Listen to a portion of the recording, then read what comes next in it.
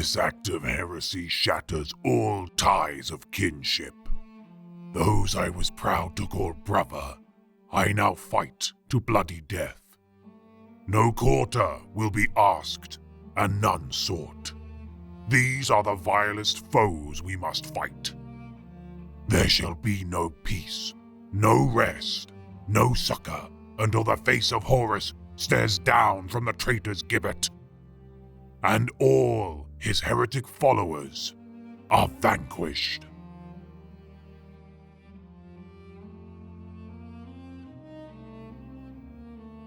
The civil war of the Horus heresy spanned many years of bloody battle. Desecrations to the Imperium's glory, the band of traitors under the thrall of the fallen War Master, Horus Lupercal, slew untold billions in their pursuit for fell power and dominion of the stars. Yet even the flames of heresy require a spark to ignite, and no battle exemplified the omen of things to come, alike to those waged within the Istvan system. For today, we shall elucidate the events as they unfolded and the battle lines fought between loyalist and traitor sons. This is the tale of the Istvan Free Atrocity. Ignorance and fear create the gods, enthusiasm and deceit adorn them, and human weakness worships them. It's been the same throughout history. When men destroy their old gods, they find new ones to take their place. What makes you think this is any different?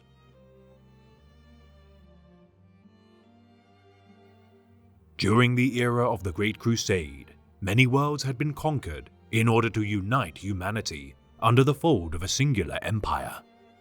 The Imperium of Man, the grand vision of the Emperor of Mankind for the destiny of the human race, had through centuries of toil burgeoned across the void. Gathering its long isolated fiefdoms of old into its embrace, the Master of Mankind alongside his martial sons of war, the Primarchs, unleashed the might of the Legiones Astartes to bring to heel any who defied the will of the Monarch of Terra.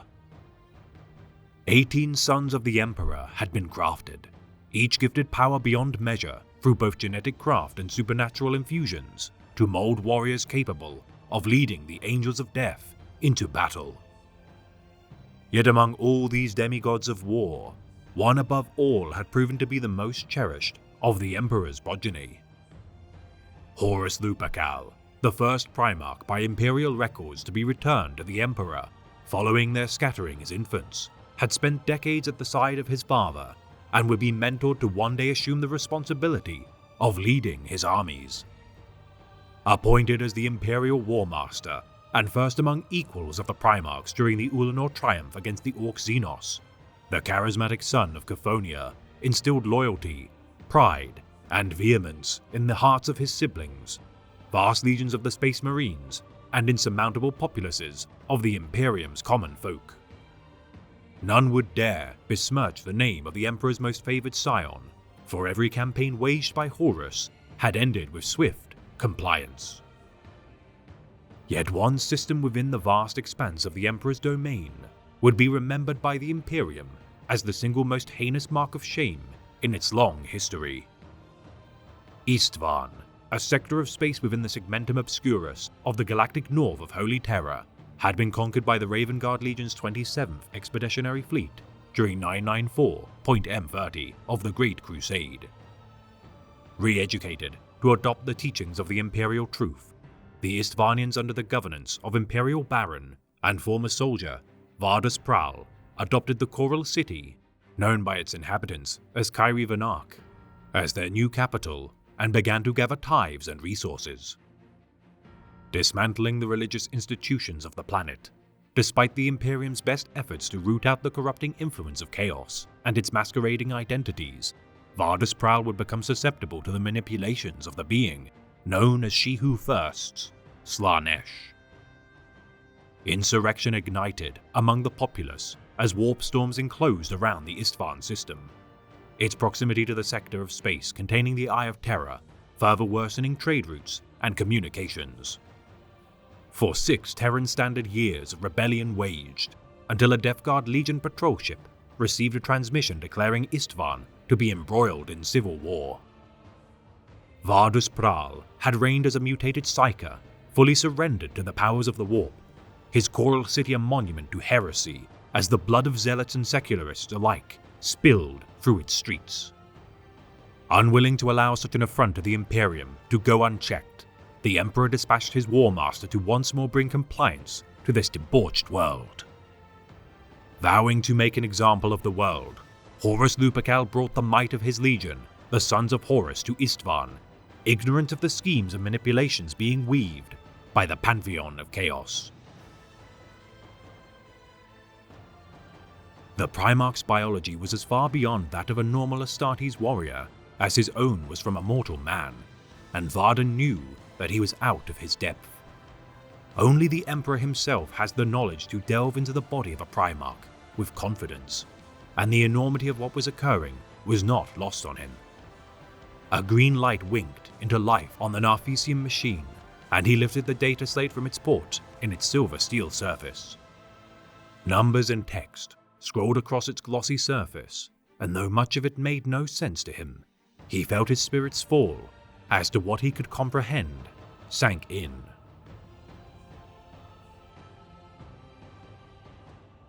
Upon the world of Darwin, the War Master's downfall had begun. The Word-Bearers and their duplicitous Primarch, Lorgar Aurelian, had plotted to corrupt the War Master to aid in their betrayal of the Imperium, following the burning of their perfect city, Monarchia. Wounded by a chaos-corrupted blade, wielded by the mutated planetary governor of Darwin, Eugen Temba, the fetid infection of the plague god Nurgle had brought the Lupercal low, and induced him into a comatose state. His most loyal son of his legion, Ezekiel Abaddon, had allowed himself to be manipulated by the hand of fate, Erebus, and surrendered his Primarch's soul for a chance at his salvation. Returning to the material realm as a pawn of chaos, the War Master now commanded to enact reprisal upon Istvan Free, saw an opportunity to enact his plot to usurp the Emperor. Rallying the Emperor's children, World Eaters, and Death Guard legions, those seemingly loyal to the Imperium and concealing his transformation to his peers, the War Master commanded the Dark Angels, Blood Angels, and Ultramarines to embark upon campaigns far from the war zone to unfold.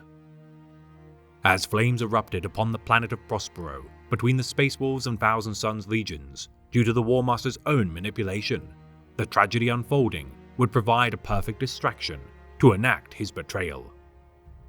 The mortal populace of Istvan could not hope to defeat an army comprised of the Emperor's angels, yet the Sons of Horus Legion would not go unscathed during their act of reconquest. Aided initially by the Emperor's Children 1st Company commanded by Lord Commander Eidolon, and the Death Guard 7th Company, led by its battle captain, Nathaniel Garrow, the Sons of Horus Legion fought the rebellious population upon the system's outermost planet, Istvan Extremis. The mortal soldiers led by the Slaaneshi Psyker, known as the War Singer, during battle with the demonic entity, Nathaniel Garrow would incur a debilitating wound. His torso crushed and right leg severed during the fray, Lord Commander Eidolon and Garrow's stalwart sword brother, Saul Tarvitz, would manage to defeat the creature. Given medical aid by the 3rd Legion's chief apothecary, Fabius Bile, Nathaniel Garrow would live, and with the War Singer's death, the defenders of Istvan Extremis swiftly fell into disarray. Yet the methods used by Eidolon in their own right had drawn suspicion from Captain Saul Tarvitz. The shriek from his vocal cords, treated by Fabius Bile's strange surgeries, allowing him to paralyze the beast before delivering the killing blow. The first campaign to reclaim the Istvan system successful, Horus Lupercal convened with the Primarchs Angron, Mortarion, and Lord Commander Eidolon to organize their assault strategies until Primarch Fulgrim's arrival to the system. Taking the opportunity to whisper poisonous words during the war host, Horus Lupercal ordered the assembled commanders to identify loyalist elements within their legions. Closing on Istvan Free and unleashing their combined strength of overwhelming firepower, the Istvanians could not hope to defend against the fury of 4 Space Marine legions, believed to be approximately 200,000 Astartes in scale. the war host of the Lupercal further bolstered by Primarchs of the Legions entering the fray, there was no doubt that compliance would be assured. Further bolstered by elements of the Mortis, Audax, and Vulpa Titan Legios, support auxiliary Imperial Army reinforcements would seem almost superfluous to be pitted against a lowly militia of a few billion mortal souls. Deploying the contingents of their legions, known to be stalwartly loyal to the Emperor, these noble Astartes would be the disposable pawns, fit for any and all fatalities to come. Said to approximate a third of each legion's amassed strength, the loyalist Astartes descended upon Istvan free, primarily using drop pod assaults and limited gunship, armored vehicle, or teleporter support. The first wave of Astartes, plunging directly into the city and ignoring an assault of its grand walls, such bloody combat would claim several needless loyalist lives, yet such warriors were already forfeit in the eyes of the Lupercal, preventing any means for their escape when the War Master's trap had been snared. In the ensuing hours of combat, their valor would be engulfed by the flames of betrayal. Strike fast! Cut them down! Soak the ground with their blood! Grind them to nothing, as they did their oaths! The choral city of Istvan free, as both a symbol of the Imperium's dominion of the planet and seat of power for the rebellious planetary governor, Vardus Praal, was the primary objective of the invasion force. The capital of Istvan free would be divided into 3 strategic sectors in order to root out the location of Vardus and his command center. To the northwest lay the city's palace, the most likely seat of power of the governor, which would be besieged by elements of the Emperor's children and World Eaters. The Siren Hold, a religious institution to the southwest, was characterized by labyrinthine tunnels and hovels fit to hide elements of ambush attacks, which the Sons of Horus would surround in order to meticulously cull any and all resistance. Finally, the extensive trench lines to the east outside of the city's walls would prove difficult for even the most expert Astartes to cleanse. Yet the masters of attritional warfare, the Death Guard, proved to be the obvious choice in laying waste to the entrenched forces. All other elements within the heart of the city would work alongside one another to claim secondary objectives and outposts, though strangely, not be led by any warriors of the revered First Companies, nor their Primarchs. Many questioned why their ranks seemed to divert from established combat doctrines and seemingly undersupplied and without their most storied champions among their number. Little did they know that the footprints of their ceramite boots marked the soil which would soon become their grave. World Eaters ripped apart the defenders of the city transport networks as the Death Guard continued to push closer to the city walls with the grueling efficiency most characteristic of the Sons of the Pale King. The Siren Hold Psyker Witches fell to the blades of the Sons of Horus as the city's starport and infrastructure prevented any from escaping their blades and bolters. A larger target than the palace, the Sirens' Hold tomb spires were drenched in blood as numerous war singers fell to the blades of the 16th Legion, though at great cost in lives. Captain Garviel Loken pushed his men on, not allowing these psychic mutants to best the valiant sons of the War Master's own legion, with the Sons of Horus destroying their effigy of the Death Tomb Shrine. Whilst the World Eaters tore the palace's defenders to ribbons, the Emperor's children warriors unleashed their martial skill within the plazas of the palace, with Captain Lucius spearheading the assault of the inner chamber and dueling Vardus Praal. Clad in strange Baroque armor and wielding peculiar psychosonic weaponry, Vardus Praal regardless proved no match for the arrogant swordmaster of the 3rd Legion. The rebellion's resistance crumbled, for with no leader, the destruction of their fell shrine, and their many fortifications crumbling at the hands of the 100,000 remaining Astartes, there was no hope of survival. The treacherous Slaanesh-corrupted rebels had all but been annihilated, yet at the moment of the Astartes' triumph, death descended upon their number. "You see now," said Horus to the assembled mortals. "This is war. This is cruelty and death. This is what we do for you, and yet you turn your face." The men and women were weeping, holding each other in the wake of this betrayal. "You have come to my ship to chronicle the Great Crusade," Horus bellowed. "and there is much to be said for what you have achieved, but things change and times move on. The Great Crusade is over. The ideals it once stood for are dead, and all we have fought for has been a lie until now. Now I will bring the Crusade back to its rightful path and rescue the galaxy from its abandonment at the hands of the Emperor." In orbit of the planet, within the frigate Eisenstein, Battle Captain Nathaniel Garrow watched the battle unfold as he recovered from his augmetic surgery to replace his severed leg. Meanwhile, aboard the Emperor's Children Voidcraft, Andronicus, his valiant sword brother Saul Tarvitz uncovered an ill omen.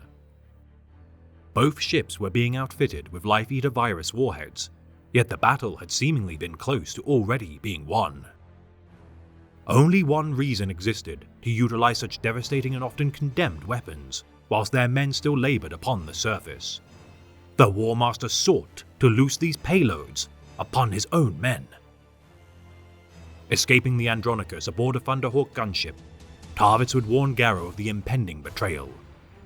The battle captain's own Huskarl, Caleb Aaron, also uncovered such weapons being ready to fire upon the surface, and a brief moment would present itself to turn the tide of the war. Receiving the warning from Saul Tarvitz via Vox transmission, Nathaniel Garrow knew in his heart that the War Master and his own Genesire had betrayed them. Firing upon the pursuing vessel seeking to destroy Saul's Thunderhawk, Garrow and his men loyal to the Emperor began their own mission to return to Holy Terror. Warned of the potential for survivors to escape the Istvan system, the War Master enacted his fleet to fire their fell arsenal. Before the bombs could fall, Saul Tarvitz managed to land upon the soil of Istvan and warned the surviving Astartes to quickly find shelter. Saving many lives due to his heroic actions, despite Tarvitz and Garrow's warning, they would be too late to prevent catastrophe. As Tarvitz and his allies sealed themselves within bunkers designed to survive such fallout, the virus bomb soaked Istvan free with a deadly miasma. Despite being sealed within their ceramite suits capable of enduring the void of space, the Astartes outside the bunkers succumbed to the obscene toxins. Their skin sloughed from their bones as the chemical fumes consumed their flesh from a molecular level. Screams of angels filled the air of Istvan free, whilst the survivors of the bunkers helplessly listened to their agonized wailing. Within hours, the planet was scoured of life. Untold noble and venerable paragons of the Legiones Astartes had perished, and hope seemed all but lost. Yet as the atrocity of betrayal unfolded, a glimmer of hope remained. Nathaniel Garrow had escaped the Istvan system, and though pursued by the traitors of the Death Guard Legion, allowed for the brief chance that the battle captain would warn the Emperor to combat the impending heresy. Hoping to quell any further resistance that may have survived the Life Eater virus, the guns of the Vengeful Spirit fired one final bombardment upon Istvan, as the toxin began to consume itself, bereft of further biomass to sustain itself. Igniting the fumes of poison, flames engulfed Istvan free, as the torch of heresy shone brightly. With the first chaplain of the Word Bearers and advisor to the War Master, Erebus, commenting, "Let this fire spread across planets and consume stars. Let all become the pyre from which the new age will be born." We are the sons of Horus no longer. That name has no meaning to us now. We are the Lunar Wolves, soldiers of the Emperor, and for him we will fight, and if needs be, we will gladly die.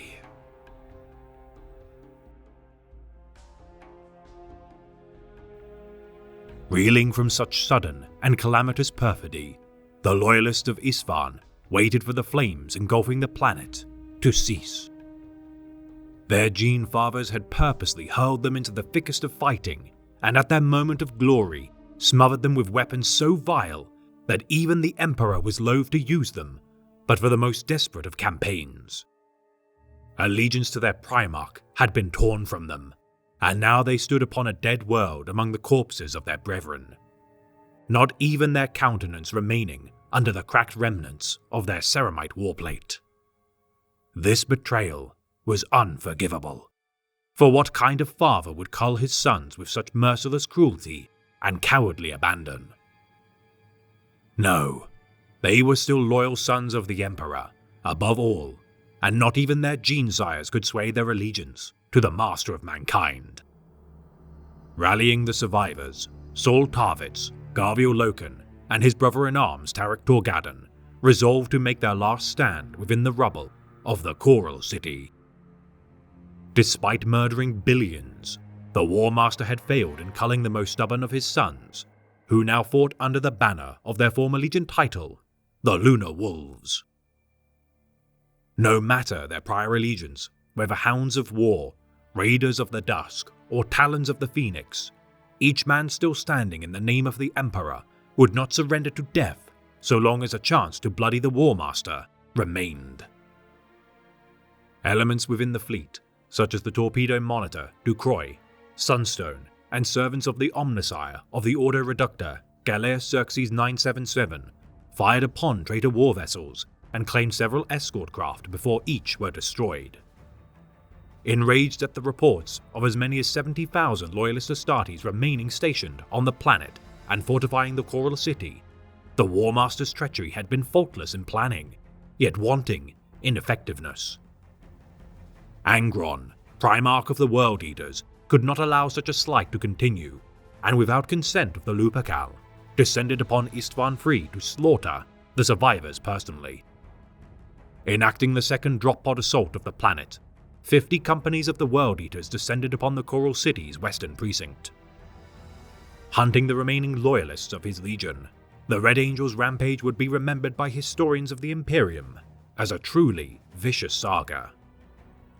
And the sky burned, and the stars fell from the inferno, and with them came the angels, and they were armored and arrayed for slaughter, and their rage howled across the ashes of the realm they had destroyed. And with them was one greater than all the rest, they his dead children, and he was their maker. And those that remained amongst the ashes looked to the sky, and knew that death was come upon them. Tearing through his sons wielding his vicious chain axes, Gorefather and Gorechild, the roars of the Lord of Red Sands sent chills down the spines of his adversaries before they were ripped from their bodies. Brother Captain Erlen commanded his contingent of 2,000 12th Legion Loyalists and faced his Gene-sire in combat. Overcome with feral madness and bloodlust, the Loyalist World Eaters willingly charged into the blades and teeth of their former kin, seeking to inflict as many casualties as possible before perishing. There were no tactics, no stratagems, only hate and fury as the butcher's nails bit into both assembled ranks of the World Eaters' lines. Hundreds died in an instant, and blood and viscera coated axes, swords, gauntlets and teeth as limbs were pulled from their sockets and brain matter smeared the warplate of the butchers of Nuceria. Every death preceded by a curse of derision, the savage stalemate unleashed by the World Eaters would forebode future battles between Astartes, which would be characterized by primal rage and unsophisticated brutality. 7,000 Astartes died during the fray, yet by sheer attrition, the traitors' ranks could not be overcome. For none could hope to match the killing frenzy of the Red Angel, with Angron remarking on the conclusion of his massacre, "It is well done." Ordering his men to surround the Coral City's palace, their hunt for survivors continued. There is no failing I cannot turn to a component in my victories. Angron has decided to turn Istvan Free into a ground assault. I can consider this a failure and limit its impact by bombarding Angron and his World Eaters into dust along with the rest of the planet. Or I can forge a triumph from it that will send echoes far into the future.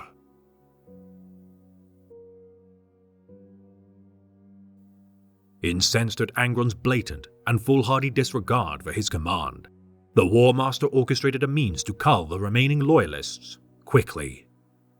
Unable to conduct another orbital bombardment due to Angron's planetfall, Horus would not invite dissent among his rebellion for causing harm to the Primarch of the 12th. Using the opportunity to exemplify his strategic brilliance in commanding men outside the ranks of his own legion, the War Master knew the strengths and weaknesses of each of his allies, and in turn utilized them to deadly effect. Ordering Lord Commander Eidolon to deploy his men close to the Precentaur's palace, they would be given an opportunity to redeem themselves for allowing Captain Saul Tarvitz's escape to the surface. Conducting reconnaissance sweeps of the palace, the Sons of Horus and Death Guard gunships monitored the Coral City for weak points and deployed seeker squads to pick off any isolated bands of survivors. Finding that the defenses commanded by Saul Tarvitz were exceptionally well organized, Eidolon's men failed in breaching the walls of the palace, nor achieving any objectives. Forced to retreat, the Lord Commander's folly had regardless tested the capabilities of the Loyalist defenders for Horus to observe. Allowing for a Sons of Horus Storm Eagle to return to the strike cruiser, Minotaur, the War Master would be further slighted to find its pilot to be Loyalist declaring, "Avenge the blood of terror," before firing upon a full company of Astartes. Attrition was taking root, and the War Master could not allow for his campaign to stall, for with time, Nathaniel Garrow would reach Holy Terror, and the Emperor's reprisal would arrive in system.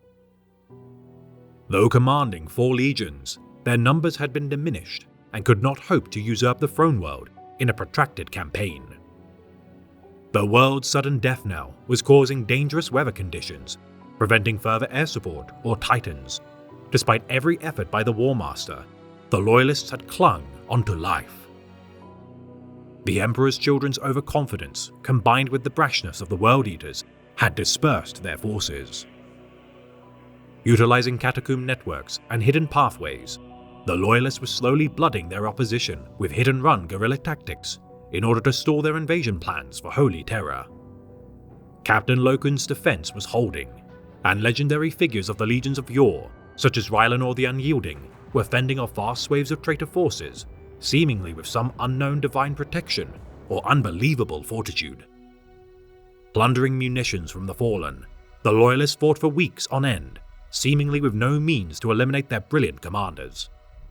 Yet the War Master could not allow this to continue any longer.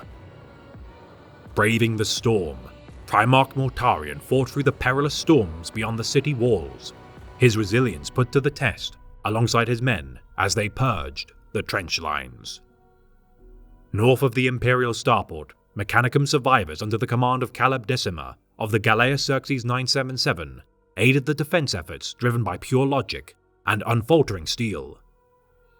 2 months of combat ensued, until the storm subsided, and with the skies cleared, the War Master delivered the final hammer blow. Though it takes the last drop of my blood, I will see the galaxy freed once more. And if I cannot save it from your failure, Father, then let the galaxy burn.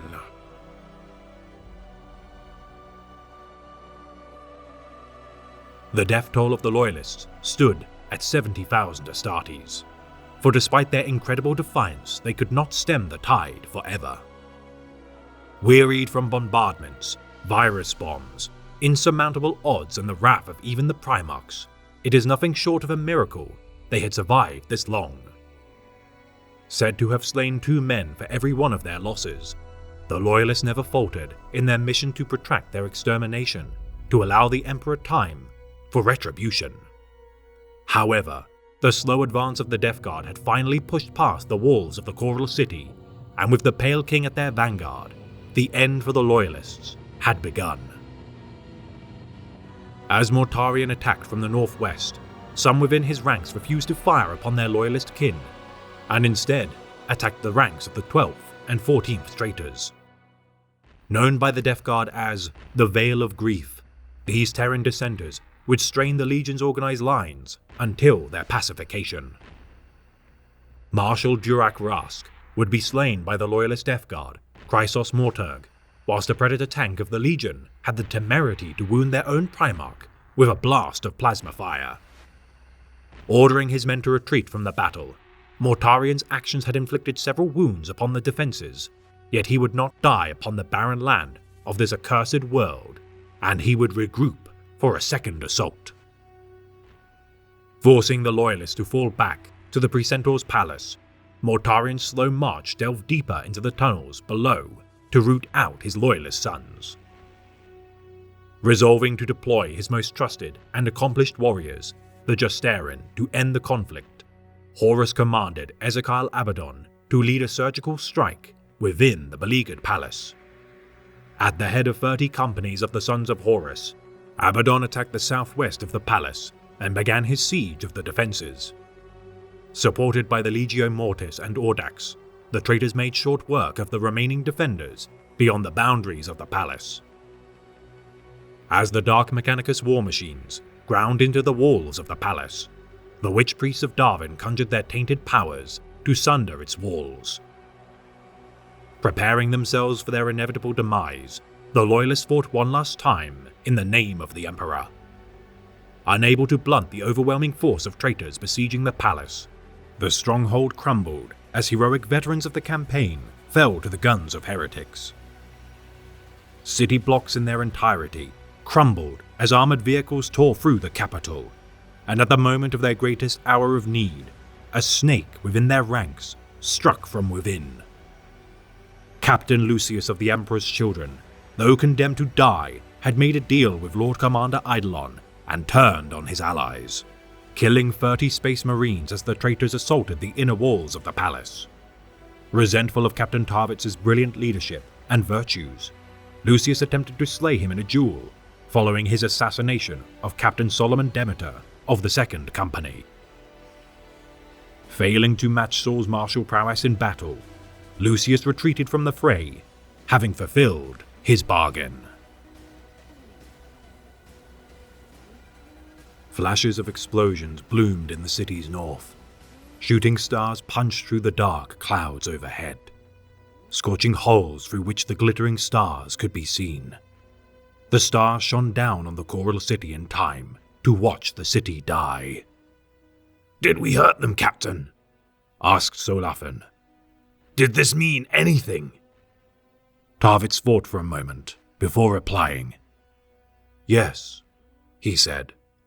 "We hurt them here. They'll remember this."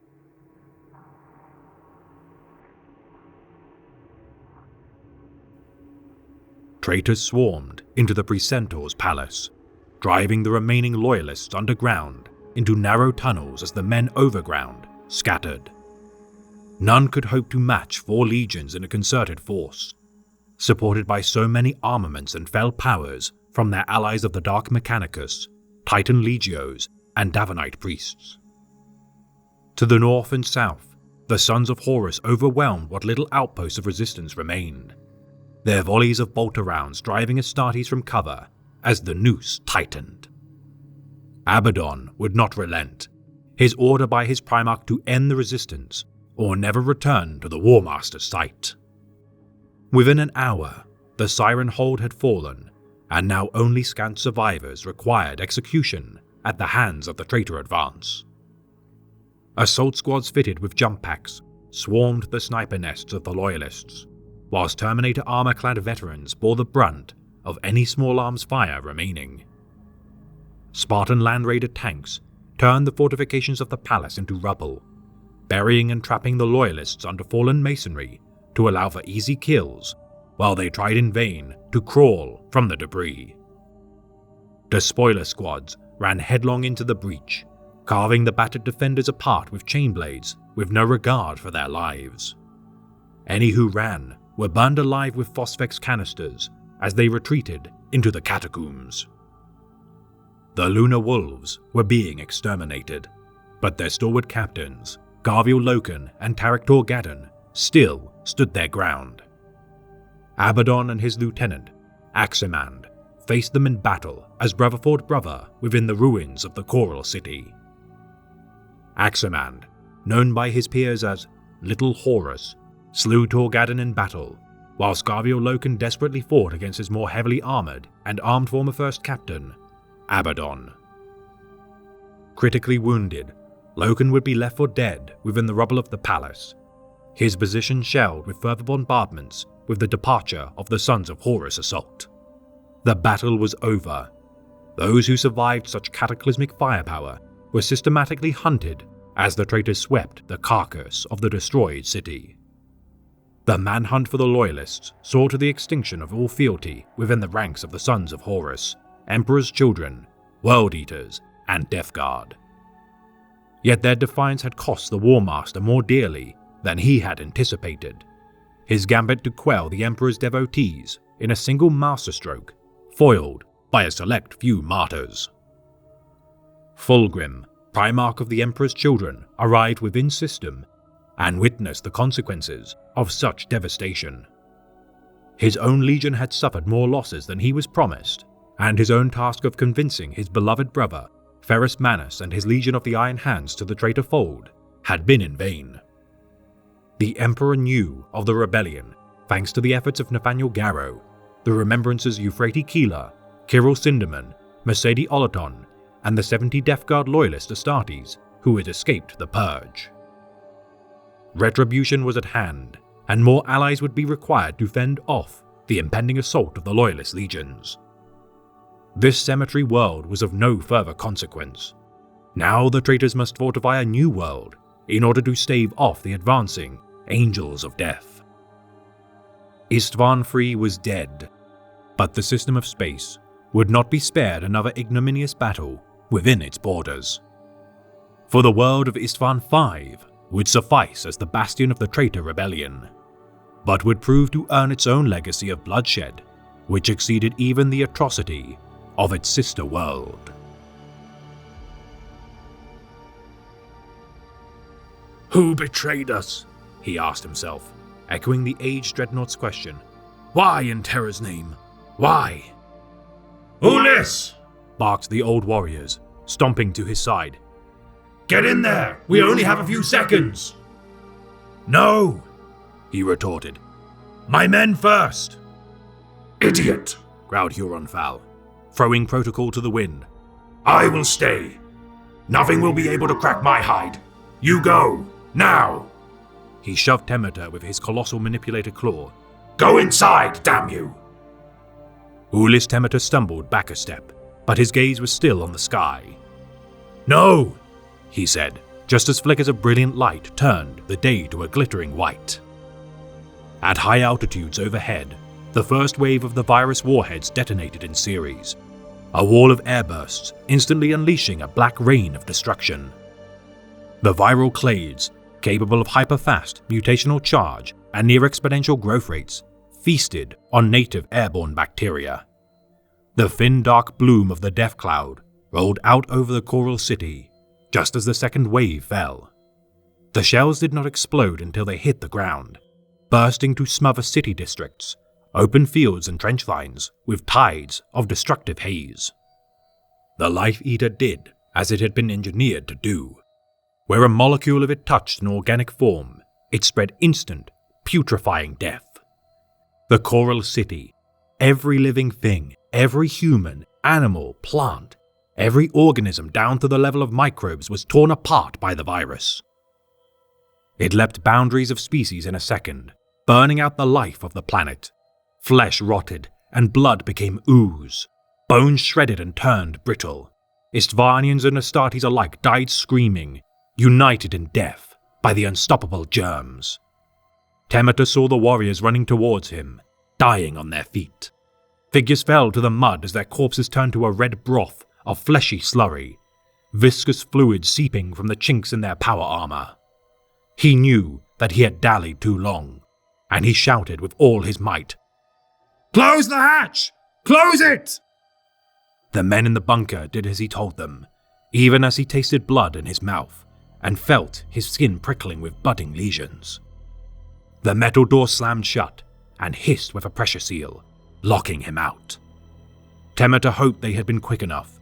With luck, they would not have taken any of the virus inside with them. He managed 2 stumbling steps before he fell, the muscles in his legs singing with agony. Huron Fal caught him. "I told you to run, you fool!" The captain flung off his helmet with a final, agonizing gesture of defiance. It was useless now, the virus having moved effortlessly through the breather grill and into his lungs.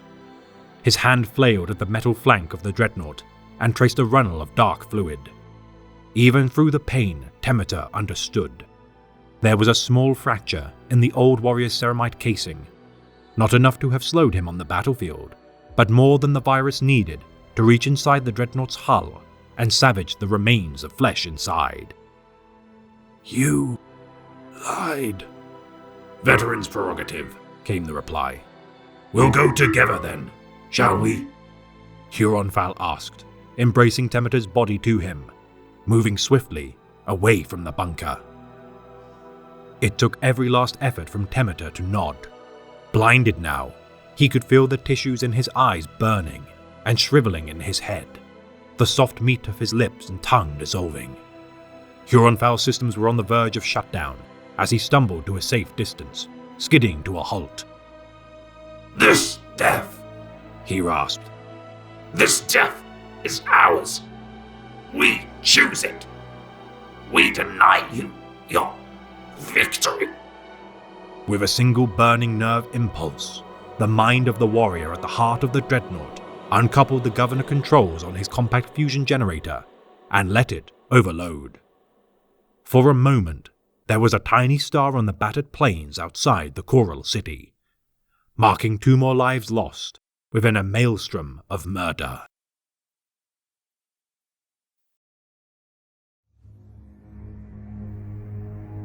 This has been a tale of the Great Imperium of Man, read by the Remembrancer.